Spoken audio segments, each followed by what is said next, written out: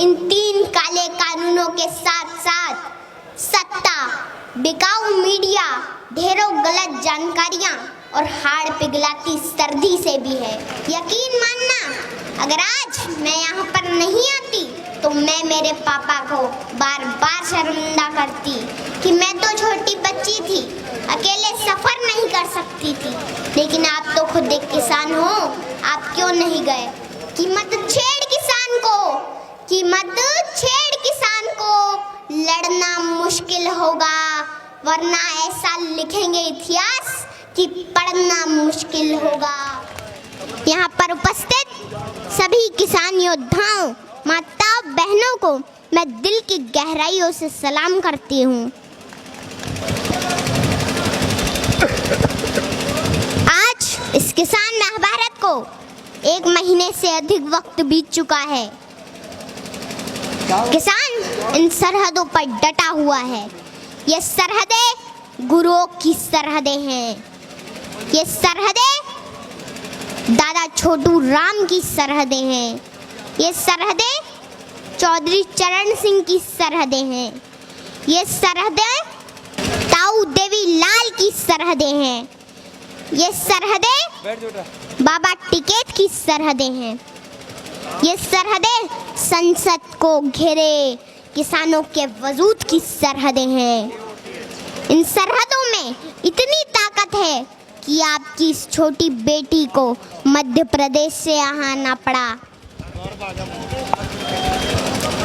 देश के पूर्व प्रधानमंत्री अटल बिहारी वाजपेयी जी ने कहा था कि बाधाएं आती हैं आए, घिरे प्रलय की घोर घटाएं, पाँव के नीचे अंगारे, सिर पर बरसे यदि ज्वालाएं, निज हाथों में हंसते हंसते आग जलाकर जलना होगा। कदम मिलाकर चलना होगा, कदम मिलाकर चलना होगा।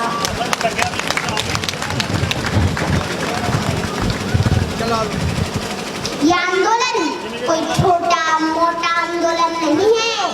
ये एक ऐतिहासिक वक्त का निर्माण हो रहा है। इस वक्त आकर किसानों के बीच सड़कों पर ना बैठा तो आने वाले वक्त में उनकी औलादें पूछेगी कि क्या उस आंदोलन के समर्थन में सड़कों पर बैठे थे या नहीं बैठे थे।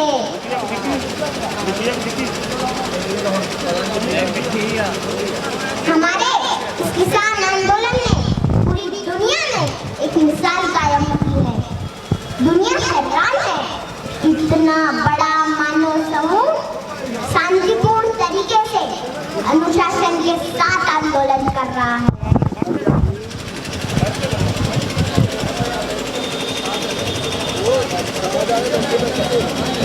यहाँ तो चप्पे चप्पे पर लंगर चल रहे हैं, सड़कों पर लाइब्रेरी खुली है, बच्चे पढ़ रहे हैं, गीत संगीत बज रहे हैं, बुजुर्ग कुश्ती लड़ रहे हैं और इन सड़कों पर बुजुर्गों के बड़े बड़े कच्छे भी सूख रहे हैं।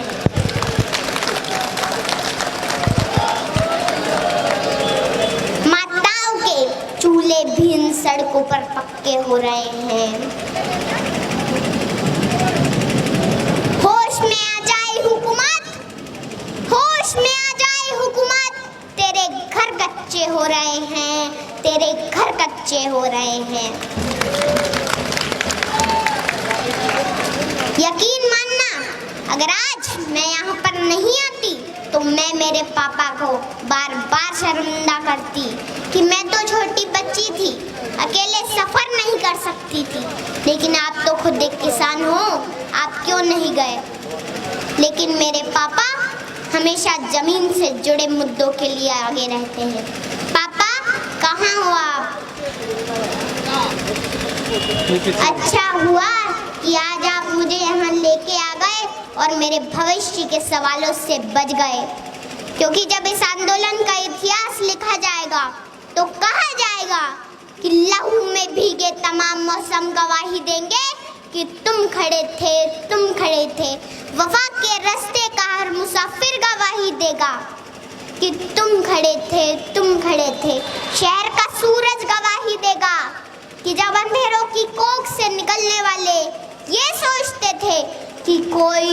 कानूनों बचा नहीं है तो तुम खड़े थे, तुम खड़े थे।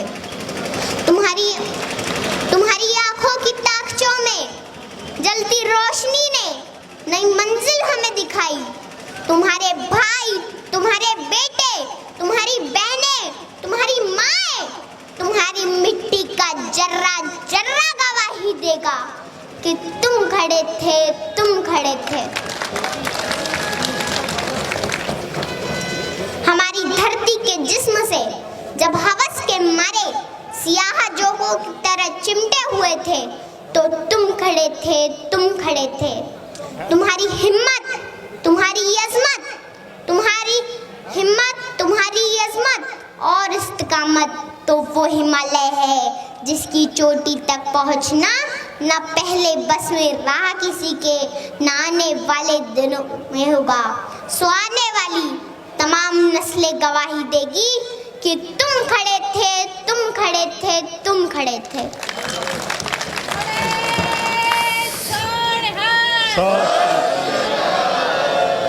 हमारी लड़ाई इन 3 काले कानूनों के साथ साथ सत्ता, बिकाऊ मीडिया, ढेरों गलत जानकारियां और हाड़ पिघलाती सर्दी से भी है।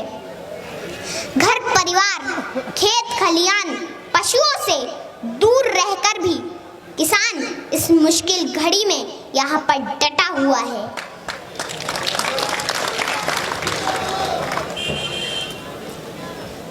मैं देश की आवाम से आह्वान करती हूँ कि आप अपने देश के किसानों को बदनाम न करें, उनका साथ दें। ये आप दोनों के हक की लड़ाई है, मिलकर साझी लड़ाई लड़ें।